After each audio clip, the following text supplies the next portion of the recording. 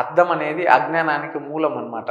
ఎవరైతే గనక అద్దంలో తరచూ చూసుకుంటూ ఉంటారో వారు అందానికి అనేటటువంటి వారు ఎవరైతే ఉంటారో అద్దం విరిగిపోయిందనుకోండి, ముక్కలైందనుకోండి, వాళ్ళ జీవితం కూడా అదే విధంగా ముక్కలైపోతుందన్నమాట.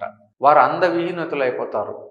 అంటరాని ముట్టరాకుండా జీవితంలో అన్ని దోషదరిద్రాలకి వెళ్ళిపోతారు. అనేక జబ్బులకి పీడితాలైపోతారు. దేవుని గదిలో వచ్చేసేసి ఏవైనా కానీలేండి, ఆ యొక్క చిత్రపటాలు అనేటటువంటివి ఏవి కూడా వచ్చి అవి విరిగిపోయి ఉంటే కనుక ఖచ్చితంగా మీరు అనేది ఆ చిత్రపటాలని ఖచ్చితంగా అక్కడి నుంచి తీసివేయాలి. ఆ ఆల్బమ్ అనేది అక్కడ పెట్టకూడదు. అలా పెట్టారంటే దారిద్రులైపోతారు. ఆ విధంగా చేయకూడదు. దేవునికి మనం ఎంతో భక్తిగా మనం పూజ చేయాలి. తప్పితే దేవుణ్ణి అవమానించకూడదు. ఎందుకంటే దేవుని ముక్కలు ముక్కలుగా ఎప్పుడు మనం చూడకూడదు. ఏ దేవుడు కూడా కానీ దేవుని మనం పూర్తి రూపంలోనే చూడాలి. అంతే తప్పిస్తే దేవుడు విరిగిపోయినటువంటి గాజు గ్లాసుల్లో మనం భగవంతుని చూడకూడదు. అలా చూస్తే కనుక మీ జీవితంలో మీకున్నటువంటి శుభాలు మంగళాలు అన్నీ తొలగిపోతాయి. అందుకోసం అని చెప్పేసి దేవుడు పూజ